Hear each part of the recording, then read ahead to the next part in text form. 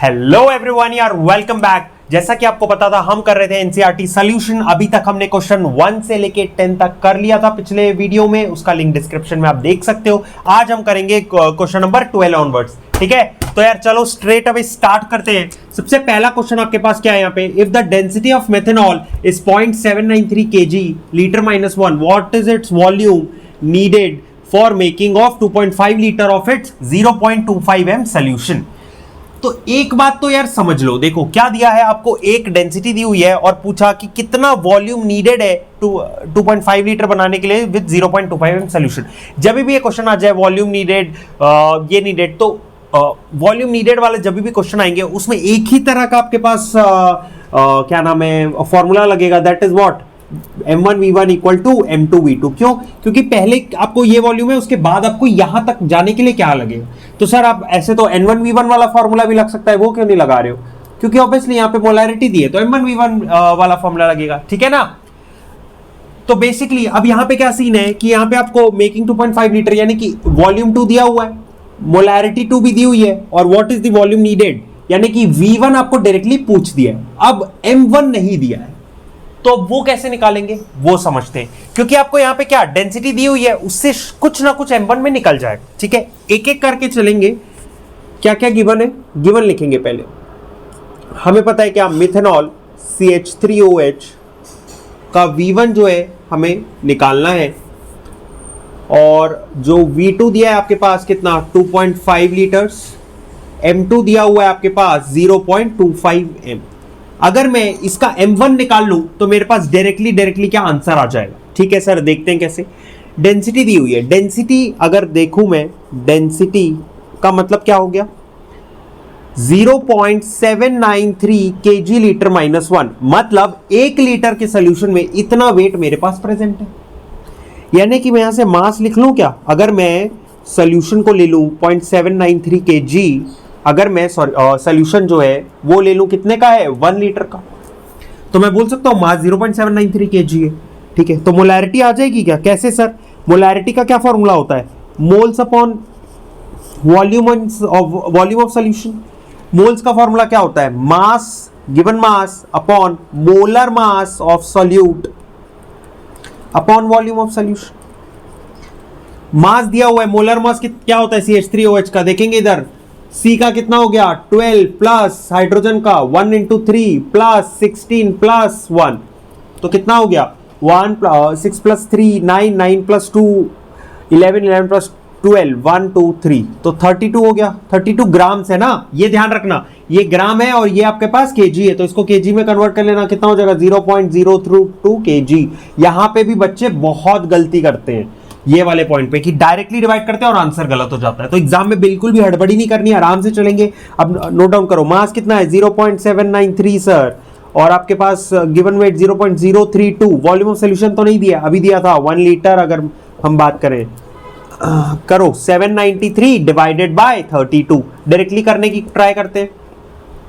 32 1 जा 32, 79 को करना है, देखना ध्यान से।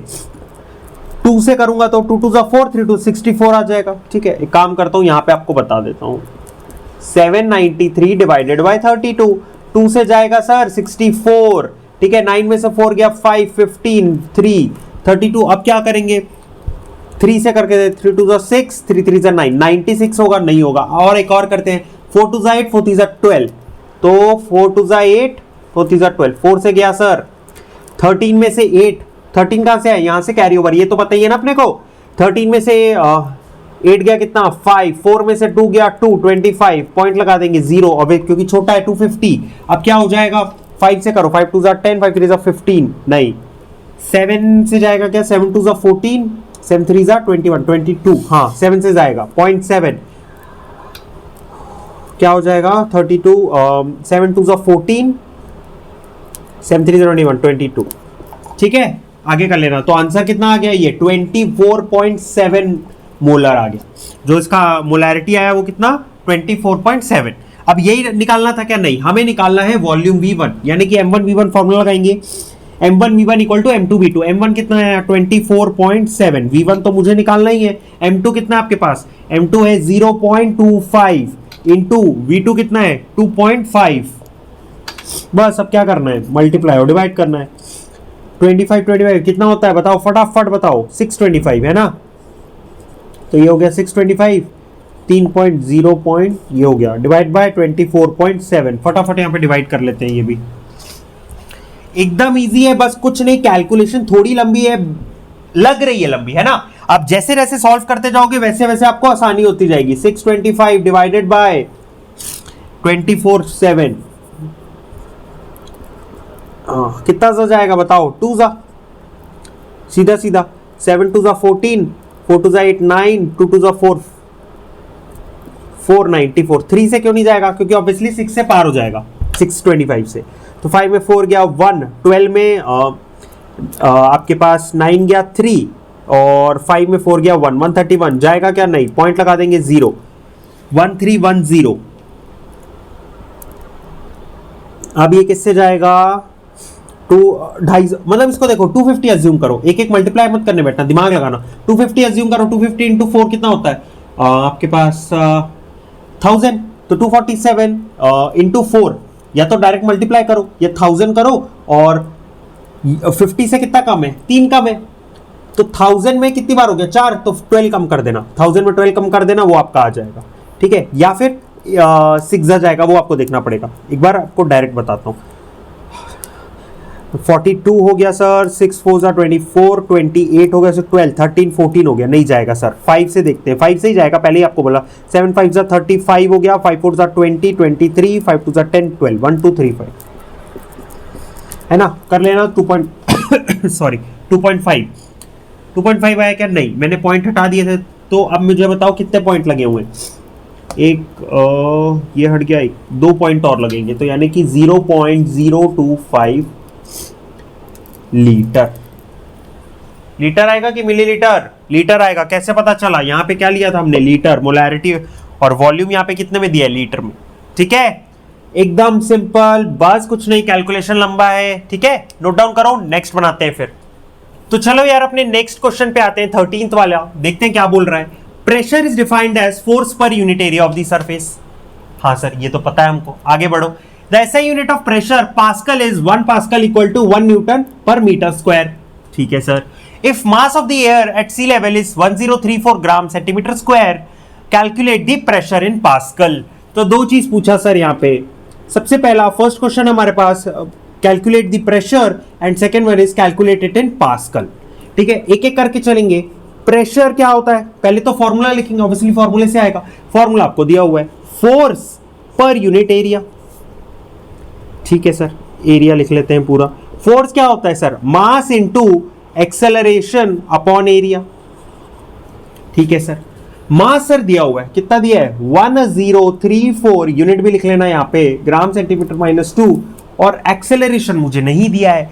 कोई भी एक सब्सटेंस है, सपोज मान लेते हैं ये, इसका मास कितना है, मान लेते हैं 10 है, तो अगर मैं इसका वेट पूछूं, वेट, तो क्या बोलोगे sir, mass weight equal to force जो लग रहा है, वेट इज मास पर यूनिट एरिया।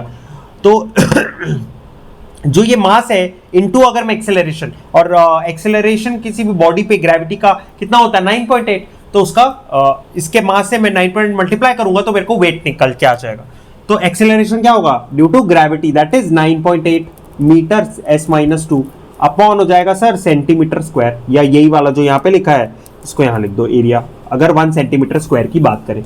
ठीक है, पहले तो 1034 इंटू 98 कर लेते हैं, 103498 मल्टीप्लाई 32 8 24 26 27 8 1 8 9 4 36 9 3 27 39 2 13 3 11 10 101332। तो सर आ गया 101332 पॉइंट पे, ये यूनिट आया सर ग्राम, पूरा ही लिख लेते हैं ना, metre s-2 upon centimetre square. ठीक है सर, ये यूनिट आ गया। सर ये प्रेशर तो मेरा निकल गया, बट ये पास्कल में नहीं पता, तो आगे बढ़ते हैं।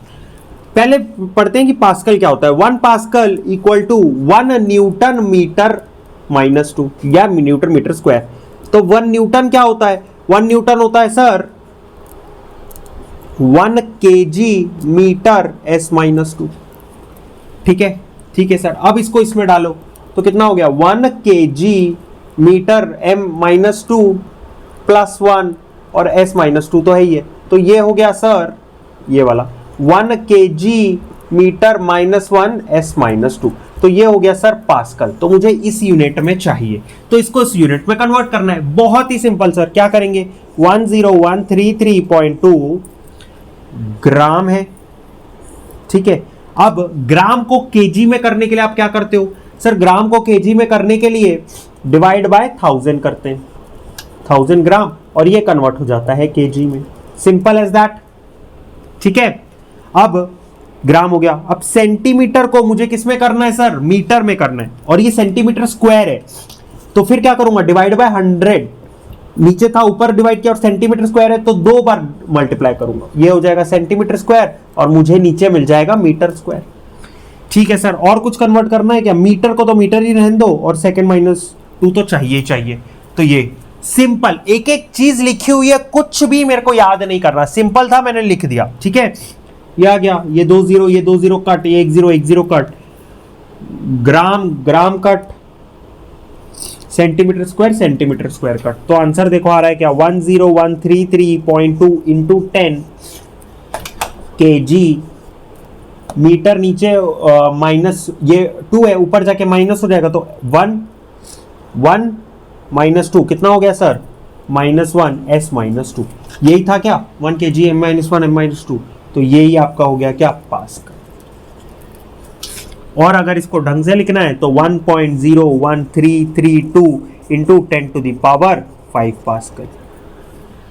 सिंपल था क्या, कुछ भी नहीं था, बस आपको एक एक स्टेप चलना है, एक एक चीज बस लिखनी है, और आपका आंसर डायरेक्टली आ जाएगा। सारे क्वेश्चनों में यही है यार, कहीं कहीं लॉजिक लगता है, इसमें तो कुछ भी लॉजिक नहीं लगा। ठीक है ना, समझ में आया, कोई डाउट नहीं है, नेक्स्ट बनाते हैं। मजा आ रहा है यार, क्वेश्चन बना के आ रहा है ना, कोई डाउट नहीं रहना चाहिए बस। हाँ, नेक्स्ट क्वेश्चन क्या है, ये तो यार सिंपल ही एकदम। What is the SI unit of mass, क्या होता है सर बताओ, केजी, किलोग्राम्स। ठीक है, देन क्या बोल रहा है, हाउ इज इट डिफाइंड। यार ये तो नहीं बताना चाहिए, बट एकदम सिंपल है, फिर भी बता देता हूं क्या कैसे होता है। The how is it defined, kilogram is the mass of platinum iridium cylinder that is kept in airtight condition at International Bureau of Weight and Measures। ठीक है, ये सिंपल सी डेफिनेशन रहेगी किलोग्राम की। ऐसा यूनिट ऑफ मास क्या है, kilogram. Kilogram का define कैसे करेंगे हम, the kilogram is a mass of the platinum iridium cylinder that is kept in air tight condition in the International Bureau of Weights and Measures in France. ठीक है, वैसे तो ये नहीं पूछता है, बट पूछा है तो हमने बता दिया। ठीक है, नोट डाउन कर लो फटाफट, नेक्स्ट क्वेश्चन पे चलेंगे फिर। तो चलो यार देखते हैं 15 क्वेश्चन क्या बोल रहा है। Match the following prefixes with their multiples. तो प्रीफिक्स दिए हुए, मल्टीपल दिए हुए, ये एकदम सिंपल है, ये आपको पहले लेक्चर में ही मैंने करा दिया था, तो बस ये याद ही होना चाहिए। ठीक है ना, एकदम सिंपल है। माइक्रो की बात आती है तो वो क्या हो जाता है, 10 टू द पावर -6 बोलते चलेंगे। डेक वर्ड जहां भी आता है किसको रिप्रेजेंट करता है, 10 को। मेगा 10 टू द पावर 6, इसमें तो कोई बात ही नहीं है। Giga 10 to the power 9, obviously. Femto last है 10 to the power -15। I hope ये तो याद ही होगा, इसमें तो कुछ भी नहीं है ना। नेक्स्ट बढ़ते हैं, what do you mean by significant figures. तो ये क्या होता है, इसकी भी डेफिनेशन लिखाई हुई है, आपको पता है, फिर भी देख लेते हैं। The total number of digits in a number including the last digit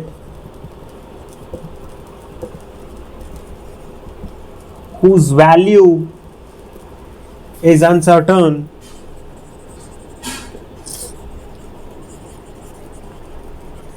is known as significant figure। ये तो सिंपल सी डेफिनेशन है, इसमें तो कोई बात ही नहीं है।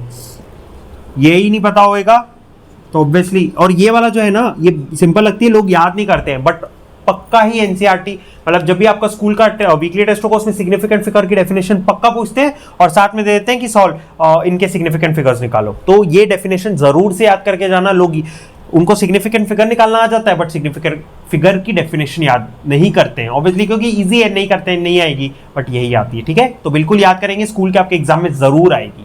ठीक है, नोट डाउन करो, फिर नेक्स्ट पे बढ़ेंगे। तो चलो यार देखते हैं 17th क्वेश्चन क्या बोल रहा है। A sample of drinking water was found to be contaminated with chloroform. Chloroform आपका क्या हो गया, CHCl3, which suppose to be carcinogenic.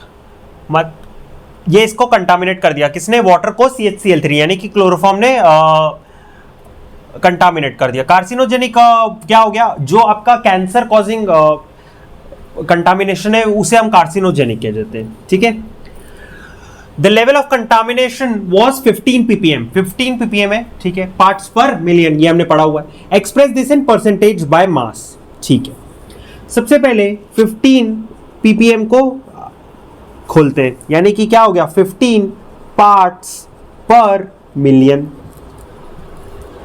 और मिलियन यानी कि क्या हो गया सर, 10 to the power 6। ठीक है, ठीक है, percentage by mass, percentage by मास का फॉर्मूला बताओ फटाफट। Mass of solute upon mass of solution into 100, और 15 पार्ट्स पर मिलियन यानी कि जो ये पार्ट है ये क्या है, ऑब्वियसली मास ऑफ सल्यूट है, ये हमें पता है। और ये क्या होता है सर, मास ऑफ सॉल्यूशन रहता है, सॉल्वेंट नहीं सॉल्यूशन। ठीक है ना, बस कुछ नहीं, वैल्यू पुट करनी है।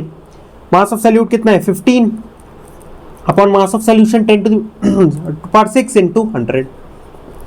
तो सर ये कितना हो गया, 15 into 10 to the power ऊपर गया -4। तो ये आ गया सर आपका परसेंटेज। अच्छा, परसेंट ऑफ मास, इसका क्या मतलब है, देखें तो कि 100 ग्राम में इतना परसेंटेज ऑफ कंटामिनेशन है, या इतना ग्राम ऑफ कंटामिनेशन है। 100 ग्राम सोल्यूशन में इतना ग्राम ऑफ सल्यूट का कंटामिनेशन है। मैं ये 100 ग्राम क्यों लिख रहा हूं, मैं भी आपको बताता हूं। ये फर्स्ट चीज नोट डाउन कर ली, हमारा first express this in percentage by mass आ गया। ठीक है, नोट डाउन कर लो, इसको कर लिया ना, परसेंटेज बाय मास, ये तो सिंपल था। दोबारा इसको ये छोड़ते हैं। हाँ, परसेंटेज बाय मास मेरा कितना आया, यहां पे मैं लिखता हूं, क्यों लिख रहा हूं इसका रीजन बता रहा हूं। मैं अभी सेकंड क्वेश्चन सॉल्व करूं। परसेंटेज आया मेरा कितना, 15 into 10 to the power -4 percentage है। इसको भी मिटा देते हैं, आगे बात करते हैं। Determine the molality of chloroform in water. Molality का पहले फॉर्मूला लिखेंगे। देखो, कोई भी चीज हार्ड है ही नहीं, मतलब बेसिकली क्या है कि दो ही चीज से क्वेश्चन बन रहा है, या तो आप फॉर्मूला लिखो, एक एक स्टेप बाय स्टेप चलो बन जाएगा, दूसरा कहीं कहीं पर थोड़ा सा लॉजिक लग जाता है। तो इन दोनों, पहले वाला तो आपका सारे आंसर सही होने चाहिए, जो लॉजिक वाला है वो प्रैक्टिस से आपका बन जाएगा। ठीक है, तो क्वेश्चन गलत तो कहीं भी नहीं होना चाहिए। मोलैलिटी का फॉर्मूला क्या होता है sir, moles of solute upon mass of solvent in grams या केजी। ग्राम पकड़ लो, केजी पकड़ लो। ठीक है, वैसे तो केजी में होता है, मास ऑफ सॉल्वेंट 1 kg। ठीक है सर, मोल्स क्या हो जाएगा sir, mass of solute upon molar mass of solute upon mass of solvent in KG या ग्राम। वैसे तो केजी होता है बट अपन ग्राम में होगा तो ग्राम में लेंगे। वैसे तो मास ऑफ सॉल्वेंट यानी कि 1 kg, यही होता है मोलैलिटी। मतलब जो क्वेश्चन जो आता है वो अपन लिखते हैं कि 1 kg में इतने मोल्स ऑफ सल्यूट प्रेजेंट है। तो परसेंटेज बाय मास का क्या मतलब होता है, इसका मतलब यह होता है कि परसेंट, इतना 100 ग्राम में सॉल्वेंट में कितना सल्यूट प्रेजेंट है, 15 into 10 to the power -4 gram present है 100 ग्राम में। क्यों, परसेंटेज 100 में होता है, तो 100 ग्राम सॉल्वेंट में इतना सल्यूट प्रेजेंट है। तो 1000 ग्राम में करूं, 1000 ग्राम में क्यों कर रहा हूं सर, क्योंकि मुझे 1 kg में चाहिए, तभी मुझे मास ऑफ सॉल्वेंट आएगा। तो 1000 ग्राम ऑफ सॉल्वेंट में कितना होगा, 15 into 10 to the power -4 into 1000 divide by 100। तो सर ये आ गया 10 to the power कितना आया, 15 into 10 to the power -3 हो गया सर। और मोलर मास CHCl3 का निकाल लेते हैं। कहां निकाले, यही निकालते हैं। CHCl3। कार्बन का सर कितना होता है 12, H का 1 और क्लोरीन का कितना हो गया 35.5 इंटू 3।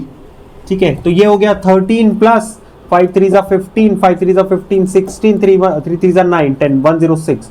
ये हो गया सर कितना 0.5911, 119.5। तो यहां पे आप सारी वैल्यू डालेंगे। मास ऑफ सॉल्यूट कितना है 15 इंटू 10 टू द पावर -3, ये कितना है 119.5।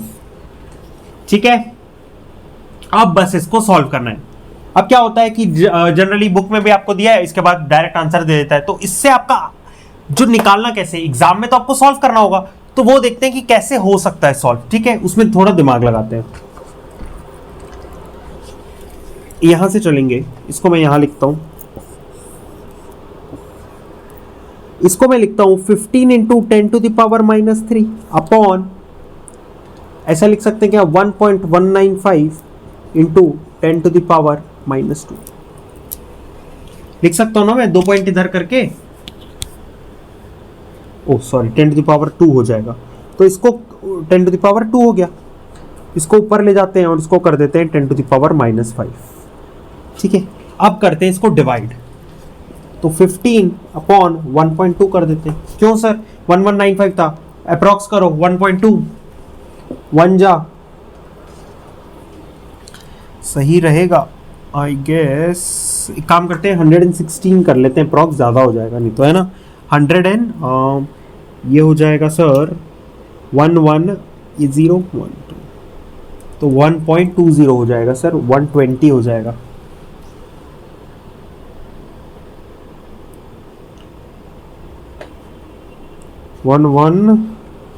एक सेकेंड, इसको लिखते हैं 1196 ही लिखें क्या, नंबर बड़ा जा रहा है, 1.2 ही लिखते हैं। ठीक है, 12 हटाया, 12 1 जा 3.0, 12 2 जा जाएगा, 2 2 जा 4 24, तो 1.2 आ रहा है, 24 6 0 12 5 जा 1.25 आ रहा है। ठीक है, तो अप्रॉक्स निकाल रहा हूं मैं ये चीज, तो ये हो गया 0.125 इंटू 10 टू द पावर -5। समझ में आया क्या, मोलैलिटी कितनी आई 0.125 into 10 to the power -5 molal. ठीक है, ये ऐसे आप अप्रोक्सीमेट निकाल सकते हो। ठीक है, इतना चल जाएगा अगर वैल्यू लगभग सेम आ रही है। आई गेस 126 आ रहा था ना, 125 है, इतना चल जाएगा, कोई इशू नहीं। समझ में आया कैसे निकालना है। ठीक है, ट्राई करो वहां पे, देखो आपके पास टाइम होगा नहीं और आपको एक्यूरेट के अप्रॉक्स आंसर निकालना है, तो देखो कि कहां मैं अप्रोक्सीमेशन ले लूं और कहां गलत नहीं आएगा। यहां 1.2 इसलिए सही है बिकॉज ये 195 है। ठीक है, तो यानी कि 200 के बहुत कितना 5 ही करीब है, तो उतना ज्यादा आंसर में डिफरेंस नहीं आएगा, 2 पॉइंट तक तो बिल्कुल भी नहीं, इसलिए मैंने लिया। अगर यहां पे होता 146 तो फिर मुझे अप्रोक्सीमेशन थोड़ा और ढंग से लेना पड़ता। ठीक है, अपने हिसाब से वो देखेंगे और सॉल्व करेंगे। ये आपका आंसर आ गया। ठीक है, समझ में आया क्या, कहीं पे भी डाउट है तो चलो नेक्स्ट बनाते हैं, नोट डाउन करो। तो चलो यार देखते हैं 18th क्वेश्चन क्या बोल रहा है। अच्छा, ये तीनों क्वेश्चन मैंने एक साथ लिखे हैं बिकॉज एक ही तरीके के हैं, जिसमें पहले साइंटिफिक नोटेशन में डालना है, सिग्निफिकेंट फिगर में करना है और अगेन राउंड अप करना है सिग्निफिकेंट फिगर। तो ये जो सिग्निफिकेंट फिगर वाला टॉपिक है, इसका तो डेफिनेशन और जो क्वेश्चन है आप नोट डाउन कर लो। एग्जाम में जो अभी क्लास टेस्ट होगा या जो बाद में हाफ ईयरली और फाइनल में भी होगा, उसमें पक्का ही आएगा ही आएगा। ठीक है, तो ये नोट डाउन कर लो। अगर आपने नहीं पढ़ा हुआ है तो एक बार जाके पढ़ लो। ठीक है, ऐसा नहीं कि बस क्वेश्चन देख रहे हैं, ऐसा नहीं करो। पहले ये वाला जो टॉपिक है कंप्लीट कर लो। इसका अगर लिंक चाहिए तो डिस्क्रिप्शन में अवेलेबल है, आई बटन में भी मिल गया होगा आपको। उसके बाद ही क्या नाम है इस क्वेश्चन को करना, क्योंकि ये है इजी क्वेश्चन बट हल्का सा मतलब आपको वो नॉलेज या याद होनी चाहिए चीजें कि सिग्निफिकेंट फिगर क्या है। ठीक है, एक्सप्रेस इन साइंटिफिक नोटेशन। तो साइंटिफिक नोटेशन में क्या रहता है सर, हम कुछ नहीं करते हैं, बस जो पहला डिजिट होता है उसके बाद क्या लगा देते हैं, पॉइंट लगा देते हैं। तो 4.8 आ गया साइंटिफिक नोटेशन। अब मैं पॉइंट को इधर मूव कर रहा हूं, 1 2 3 3 उधर किया। अच्छा, इधर मूव करूंगा और इधर मूव करूंगा तो क्या फर्क आएगा। अगर मैं पॉइंट को इधर मूव करता हूं तो 10 और पॉजिटिव लगा देता हूं, और अगर उधर मूव करूंगा तो 10 और नेगेटिव डाल देता हूं। ठीक है, तो कितना मूव किया 1 2 3, तो कितना आ गया सर 10 टू द पावर -3। ठीक है, आगे बढ़ेंगे 2 3 4 000 2 3 4 000 क्वेश्चन है, साइंटिफिक नोटेशन, यहां पॉइंट लगाना है। तो 2.3 पॉइंट इधर था, मतलब अगर जिसमें पॉइंट नहीं होता उसका मतलब इधर होता है, तो 1 2 3 4 5, तो 5 10 टू द पावर 5 इधर मूव किया तो पॉजिटिव। आगे बात करेंगे ए 8000 8, तो 8.8 सॉरी 8.008 पॉइंट कितना मूव किया इधर, कितने किए 3, इधर किया तो पॉजिटिव 10 टू द पावर 3। आगे बात करेंगे 500 पॉइंट इधर मूव करना है, तो ये हो जाएगा 5.0 इंटू 10 टू द पावर 2 1 2, है ना, इधर मूव किया तो पॉजिटिव रहता है। 6.0012 ये तो पहले से डिफाइंड है, 6.0012 इंटू 10 टू द पावर अगर लिखूंगा तो क्या होएगा 0। 10 टू द पावर 0 कितना होता है बताओ फटाफट, 10 to the power 0 equal to 1, कोई भी पावर 0 कितना हो जाता है 1 हो जाता है सर। ठीक है, तो हमारा 18th क्वेश्चन हो गया सर सॉल्व। आगे बात करेंगे, ठीक है, मजा आ रहा है कि नहीं, क्वेश्चन सॉल्व हो रहे हैं कि नहीं बताते चलेंगे। 0.0025 इसमें क्या करना है, how many significant figures are present. ठीक है सर, बताओ कितने। यहां तो सिंपल सा लॉजिक है सर, क्या कि जो भी नंबर जो भी डिजिट्स हैं उसके अगर क्या नाम है अपने लेफ्ट ऑफ दी डिजिट्स हैं और वो पॉइंट के बाद है तो वो काउंट नहीं होंगे, तो इसमें सिग्निफिकेंट फिगर कितना हो गए 2 डिजिट्स हैं टोटल, तो इसमें तो सारे होंगे, तो ये कितना हो गया 3 सिग्निफिकेंट फिगर, ये तो हमें पता है। 5005 zeros between the non zero digit, मतलब अगर जीरो नॉन जीरो डिजिट के बीच में है तो इसमें सारे काउंट होंगे, तो सब सिग्निफिकेंट होंगे, तो कितने हो गए 1 2 3 4। अगर जीरो दो नॉन जीरो डिजिट के बीच में है तो सिग्निफिकेंट फिगर होगा, और अगर जीरो लेफ्ट या राइट में उसको हम काउंट नहीं करेंगे अंटिल अनलेस डेसिमल आ जाए या आगे नॉन जीरो डिजिट ना आ जाए। ठीक है, इसलिए ये 2 था 3 4। आगे बात करेंगे zeros to the right of the non-zero digit is non-significant, मतलब अगर जीरो जो है right of the non significant digit है, नॉन जीरो डिजिट है, मतलब 6 के राइट में जो भी नंबर होंगे वो सारे हम काउंट नहीं करेंगे, तो 1 2 3 अंटिल अनलेस पॉइंट आता तो काउंट करते हैं। ठीक है, अब जैसे कि अगर यहां देखते तो 5 1 होता सिग्निफिकेंट फिगर, बट यहां पॉइंट आ गया तो इस जीरो को भी काउंट करना पड़ेगा। अब ये जीरो को काउंट करेंगे तो ये सारे भी क्या हो जाएंगे सिग्निफिकेंट। ठीक है ना, इसका क्योंकि सिग्निफिकेंस होता है, तो कितने हो गए सर 4 हो गए, 4 होंगे। समझ में आया? एक बार और देखो, ये 5 के अगर मैं बस ये देखता 500 तो मैं इसमें सिग्निफिकेंट फिगर लिखता 1, बट हुआ क्या कि इसमें पॉइंट आ गया, तो जब भी पॉइंट आ जाता है तो सारे जीरोस जो पॉइंट के बाद है वो सिग्निफिकेंट होते हैं, तो मैंने इसको काउंट किया। वैसा नहीं होता कि इसको और इसको पकड़ लूं, जो बीच में आते हैं, any zero digit between any 2 significant figure is significant. ठीक है, इसलिए काउंट किया, इसलिए 2.0034, तो all zeros between non zero digit are significant, तो 1 2 3 4 5, तो इसके हो जाएंगे 5। समझ में आया क्या? तो यही कंसेप्ट है बेसिकली। तो देखते 20 क्वेश्चन नंबर क्या बोल रहा है, round up to 3 significant figures. ठीक है सर, बढ़ते हैं। तो 1 2 3 सिग्निफिकेंट फिगर यहां तक हुआ है ना, तो 1 को देखो, क्या ये 5 से बड़ा है, 5 से बड़ा होगा तो यहां पे +1 होगा, नहीं तो नहीं होगा, एज इट इज आ जाएगा, तो ये आ गया 34.2।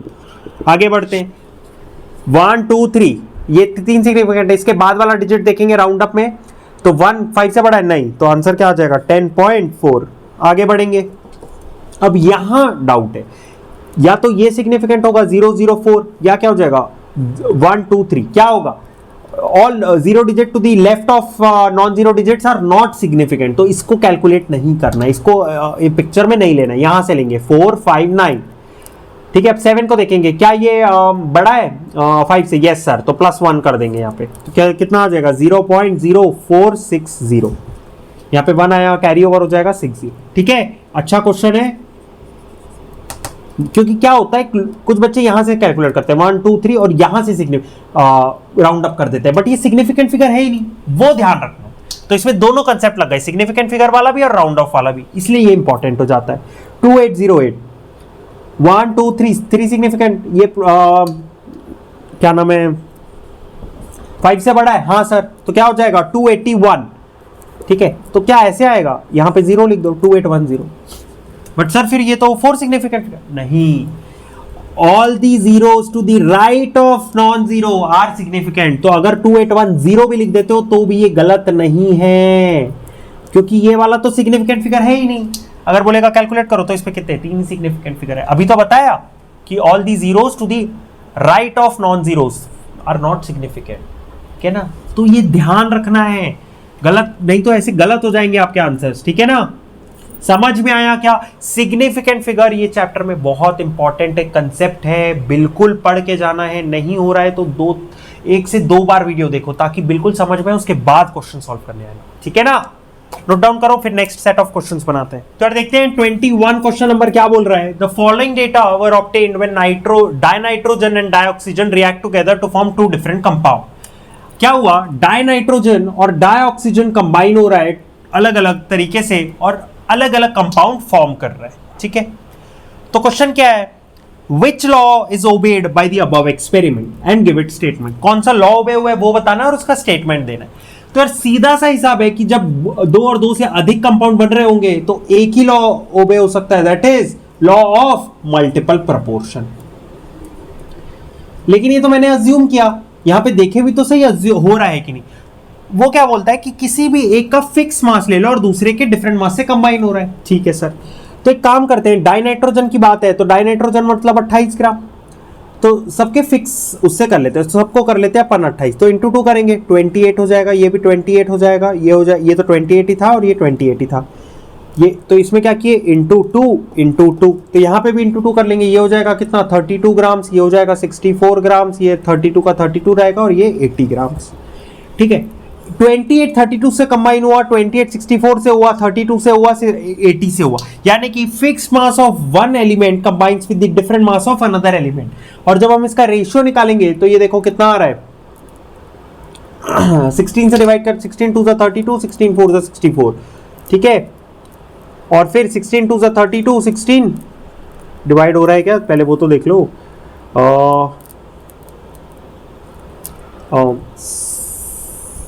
16 से कर रहे हैं ना, कैसे कर रहे हैं, हाँ तो ये हो जाएगा 16 2 सा और ये 16 5 सा, ठीक है, 2:5, यानी कि, और ये किस में दे रहा है, होल नंबर रेशियो, तो ये हो गया आपका लॉ ऑफ मल्टीपल प्रोपोर्शन, ठीक है। बोलता क्या, बेसिकली करना क्या है आपको, कुछ नहीं, मैंने फिक्स मास लिया जो डिफरेंट मास से कंबाइन हो रहा है और मुझे क्या दे रहा है, होल नंबर रेशियो, अलग अलग दे रहा है बट होल नंबर रेशियो दे रहा है, ठीक है। तो ये हो गया 2:4:2:5। तो law of multiple proportion state क्या करता है, देखते हैं। The law of multiple proportion says that when 2 elements combine to form more than 2 different compounds, then the different mass of one element which combine, then the different mass of one element which combine with the fixed mass of the other element bears a whole number ratio। तो यही statement है और ये आपका हो गया sir. समझ में आया क्या? एकदम सिंपल है, कुछ भी नहीं है, बट ये हल्का सा ट्रिक है कि इसमें समझना है कि कौन सा लॉ लगा है। अब तो आपको बन जाएगा, ठीक है। अब सेकंड वाला बनाते हैं, सेकंड वाले के लिए पहले जगह बना लेते हैं, ठीक है। ये 21 क्वेश्चन का ही बी पार्ट है, तो ये बनाएंगे अभी। ये तो सिंपल ही है, कुछ नहीं करना है। 1 किलोमीटर फर्स्ट क्या है इसका पार्ट, 1 किलोमीटर को मिलीमीटर और फाइनली पिकोमीटर में कन्वर्ट करना है, ठीक है सर। 1 किलोमीटर को मुझे करना है फर्स्ट मिलीमीटर में, ठीक है। तो पहले 1 किलोमीटर में अगर मुझे मीटर में करना है तो मैं क्या करूंगा, किलोमीटर को मीटर में करो, मीटर को सेंटीमीटर में करो, सेंटीमीटर को मिलीमीटर में करो, ठीक है सर। 1 किलोमीटर में कितने मीटर होते हैं, 1000, तो ये ऐसे हो गया, नीचे आ जाएगा। अब 1 मीटर में कितने सेंटीमीटर होते हैं सर, 100 सेंटीमीटर होते हैं 1 मीटर। 1 सेंटीमीटर में कितने मिलीमीटर होते हैं सर, 10 मिलीमीटर। ये तो मुझे पता है, स्केल में ही दिखता है मेरे को। तो बस हो गया क्या, तो कितना आ गया 1 2 3 4 5 6, तो ये आ गया आपका 10⁶ मिलीमीटर। कैसे सर, देखो किलोमीटर किलोमीटर कटा, सेंटीमीटर सेंटीमीटर कटा, मीटर मीटर कटा, ये आपका लास्ट में क्या आ गया, मिलीमीटर। 1 किलोमीटर को मिलीमीटर में किए, कितना आया 10⁶ मिलीमीटर। अब 1 किलोमीटर को करना है पिकोमीटर में, ठीक है। मुझे क्या पता है, 1 पिकोमीटर इक्वल टू 10⁻⁻12 मीटर, ठीक है सर। तो पहले मीटर में कर लेता हूं, 1 किलोमीटर इक्वल टू 1000 मीटर, ठीक है। अब मीटर को पिकोमीटर में तो क्या हो जाएगा सर, 1 pm अपॉन 10⁻⁻12 मीटर। यही है ना, इसका मतलब तो यही है। तो मीटर मीटर कटा, किलोमीटर किलोमीटर कटा, कितना आया 1000 इंटू ऊपर चला जाएगा 10 टू द पावर 12, तो कितना आ गया 10 टू द पावर, यहां लिख लेते हैं, into 10 to the power 15 picometre. समझ में आ रहा है क्या? तो देखते हैं सेकंड क्वेश्चन क्या बोल रहा है। 1 मिलीग्राम को केजी में करना है, तो 1 milligram equal to 1 milligram into gram में करेंगे तो क्या होता है, डिवाइड बाय 1000, तो 1000 ग्राम, 1 ग्राम इक्वल टू 1000 मिलीग्राम। अब ग्राम में हो गया, केजी में करना है, केजी में करना है ना, तो 1 ग्राम इक्वल टू 1/1000 केजी, तो कितना हो गया 10 टू द पावर -6 केजी। ग्राम ग्राम कटा, मिलीग्राम मिलीग्राम कटा, केजी में हो गया। सिंपल है। 1 मिलीग्राम को मुझे करना है नैनोग्राम में, कितना होता है sir, 1 nanogram equal to 10 to the power -9 gram, है ना। ठीक है, कुछ नहीं करना है, 1 मिलीग्राम को पहले ग्राम में करेंगे, तो 1 मिलीग्राम इंटू 1 ग्राम, ये अभी हमने किया 1000 मिलीग्राम, तो ग्राम में कन्वर्ट हो गया। अब क्या करना है, 1 nanogram upon 10 to the power -9 gram. ठीक है, कुछ नहीं, मिलीग्राम मिलीग्राम कटा, ग्राम ग्राम कटा, नैनोग्राम कितना आया 10 टू द पावर -9 प्लस 3 हो जाएगा, -6 ऊपर आके 10 टू द पावर 6 नैनोग्राम हो गया। ठीक है, यहां पे देखते हैं सॉल्व होता है क्या ये वाला। 1 ml को लीटर में करना है, कितना होता है 1 ml इंटू 1/1000 ml और लीटर, तो ये कितना हो गया 10 to the power -3 litre, ml cut गया। ठीक है, अब डेसीमीटर क्यूब में करना है, यहां पे करते हैं, ऊपर ही कर देता हूं, काम करता हूं। 1 मिलीलीटर को डेसीमीटर क्यूब, तो 1 मिलीलीटर सेंटीमीटर 1 सेंटीमीटर क्यूब होता है, तो पता है 1 सेंटीमीटर क्यूब कितना decimetre, 1 centimetre equal to 1/10 decimetre, तो क्या हो जाएगा 1/10, लेकिन ये क्यूब है तो 3 बार करेंगे, 1 decimetre upon 10 to the power centimetre into 1 upon decimetre upon 10 to the power centimetre, centimetre centimetre centimetre cut गया, आगे आपका कितना 10 to the power -3 decimetre cube, तो 1 millilitre equal to 10 to the power -3 decimetre cube. समझ में आया क्या? Simple था, बस कुछ नहीं, आपको कन्वर्जन वाला टॉपिक याद होना चाहिए, आपको पता होना चाहिए कि 1 नैनोग्राम कितना ग्राम, 1 पिकोमीटर कितना मीटर होता है। तो उसका अगर नहीं डाउट है, तो डाउट है अगर उसमें, तो लिंक में डिस्क्रिप्शन है, वहां से देख लेना, और अगर आता है तो ये वाला क्वेश्चन तो आसानी से सॉल्व हो जाएगा। ठीक है, नोट डाउन करो, फिर नेक्स्ट क्वेश्चन की तरफ बढ़ेंगे। तो देखते हैं नेक्स्ट क्वेश्चन क्या बोल रहा है। 1.22 if the speed of light is 3 into 10 to the power 8 metre per second, calculate the distance covered by light in 2 nanoseconds. ठीक है, वो सेकंड में दिया और ये नैनो सेकंड में, तो सबसे पहला यहां पे लिख लेंगे कितना होता है 1 nano second equal to 10 to the power -9 seconds.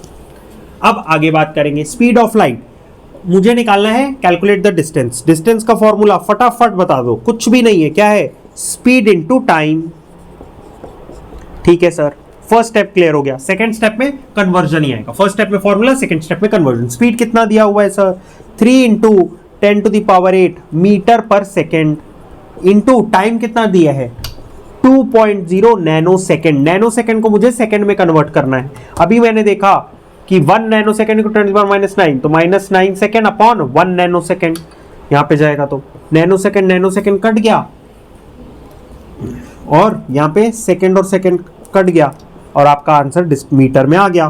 3 2 6 आ जाएगा, 6.0 into 10 to the power 8 -9 10 to the power -1 metre. Simple as that. और अगर इसको ढंग से लिखना है तो 0.6 मीटर, कुछ नहीं, बस फालतू में क्वेश्चन को बड़ा किया हुआ है। ठीक है, नोट डाउन कर लिए, सिंपल क्वेश्चन था। नेक्स्ट बनाएंगे, नेक्स्ट थोड़ा इंटरेस्टिंग क्वेश्चन है, ध्यान से देखना। ठीक है, हार्ड नहीं है, इंटरेस्टिंग मैंने कहा। ठीक है सर, देखते हैं क्या बोल रहे हो।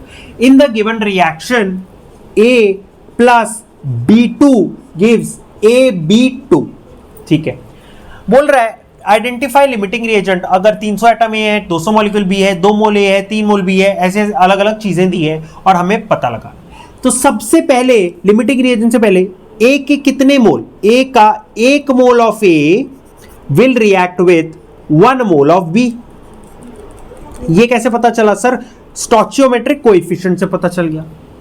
ठीक है, बट 1 मोल ऑफ क्या, 1 mole of atom of A, 1 mole of molecule of B.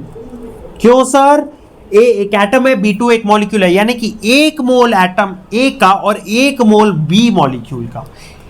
ठीक है, तो ये रिएक्ट करेंगे। ठीक है, तो 1 मोल इसका और 1 मोल इसका। ठीक है सर, आगे बात करो। अब ए क्या बोल रहा है, 300 atom of A react with 200 molecule of B. लेकिन मुझे कितने एटम चाहिए, 1 एटम चाहिए ए का, और कितना चाहिए मॉलिक्यूल बी के, 1 मॉलिक्यूल। एटम कितना चाहिए, 1, और मॉलिक्यूल भी कितना चाहिए, 1। ठीक है ना। तो यहां पे कितने मॉलिक्यूल है, 300 एटम है, यहां पे बोला 1 एटम चाहिए और 1 मॉलिक्यूल चाहिए। तो कितने, 100 एटम ए के होंगे तो कितने से रिएक्ट करेंगे, 100 एटम से। यहां कितना बोल रहा है, 300 एटम है, तो ये कितने से रिएक्ट करेगा, 300 से। बट यहां पे कितने से रिएक्ट कर रहा है, 200 मॉलिक्यूल से। तो कौन कम है, बी इज लेस, तो बी इज लिमिटिंग रिएजेंट, और ए क्या है, एक्सेस में। समझ में आया। तो 2 mole of A 3 mole of B हो गया, तो 1 mole of A will react with 1 mole of B. तो 2 मोल बोल रहा है कितने के साथ रिएक्ट करेगा, 2 मोल ऑफ बी। तो यहां पे कम कौन, यहां पे एक्सेस कौन हो गया, बी। तो कौन हो गया limiting reagent, A is the limiting reagent. Sir simple एकदम। नेक्स्ट बढ़ेंगे सी की तरफ। 100 atoms of A react with 100 molecules of B. यहां पे कितना बोला था, 1 एटम ऑफ ए, अगर यहां लिखूं 1 मोल और 1 एटम, 1 मॉलिक्यूल ऑफ बी। ठीक है, तो 1 एटम चाहिए 1 मॉलिक्यूल के साथ रिएक्ट करने के लिए, तो 100 एटम के लिए कितना चाहिए, 100 मॉलिक्यूल। तो कोई भी लिमिटिंग रिएजेंट नहीं है, नो लिमिटिंग रिएजेंट। बी की बात करेंगे। 5 mole of A react with 2.5 mole of B. 1 mole of A को कितना चाहिए, 1 चाहिए बी। यहां पे 2.5 mole of B will require 2.5 mole of A. तो कम कौन हो गया, बी कम हो गया।